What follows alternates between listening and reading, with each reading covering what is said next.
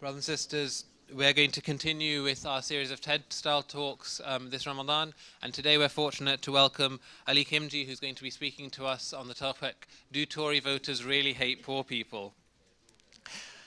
Ali Khimji is the director of Al Mizan Charitable Trust, which supports people living in poverty across the UK. He previously worked for a Muslim lifestyle magazine and a social enterprise that advised charities on their fundraising and program development. Please welcome him wa salawat ala Muhammad wa ali Muhammad.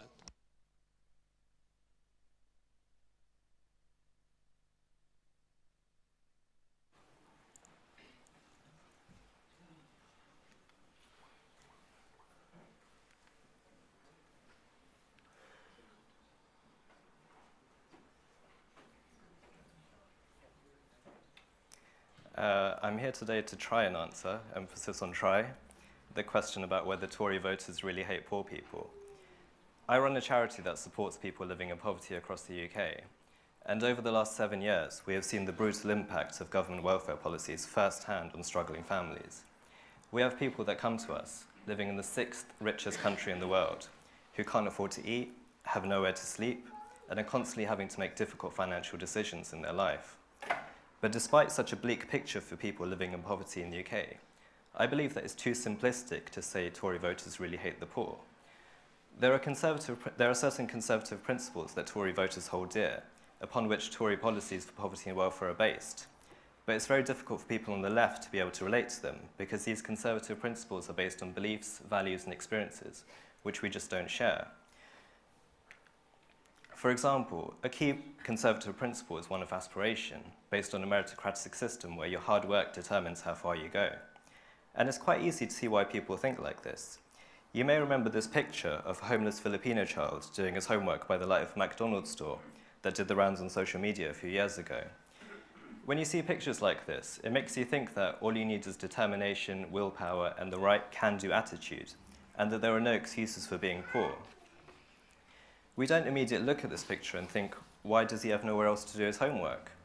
Or why is McDonald's the only place with functional electricity in the area? Similarly, we often see news stories about recent graduates who stand at train stations and give out CVs to try and get a job. We become quite inspired by their inventiveness. But again, our immediate reaction is not to ask, what has happened to the job market for graduates that they are forced to perform publicity stunts for paychecks? Another key conservative principle related to this is around individual action, in the sense that it's not what society provides for you, it's what you can contribute to society, and the government should create opportunities for that to happen. These conservative people also don't want the state to care for them, because that should be the responsibility of yourself, your family, and your local community. The idea is that the government and the accompanying welfare state are too far removed from a person's life to understand what they need, and that the people in your neighbourhood are better placed to be able to help you. There's also a preference for free enterprise and no barriers to trade for business, because there is a belief that free market capitalism is the way to enable wealth and job creation and innovation, which leads to benefits for the wider country. And then we have the well-known conservative principle around low taxes and low public spending, because conservative people feel they are better placed to spend that additional money in a charitable way. Now, the cynics among us might laugh and say, actually, they just want the extra money to buy more luxury items. But a study in America found that households headed by conservatives give 30% more to charity than households headed by liberals. Republican states are the most likely to give to charity, while Democratic states are the least likely to do so. People in Republican states are considerably more likely to volunteer for good causes, and conservatives give blood more often. In fact, if liberals and moderates gave blood often as conservatives, the American blood supply would increase by 45%. There's other principles such as patriotism, social order, and strong and stable families that resonate more with conservative people, which they see within Tory policies. Now, just to clarify, I'm not defending any of these principles or policies upon which they might be based, but I think it's important to understand why conservative people think the way they do.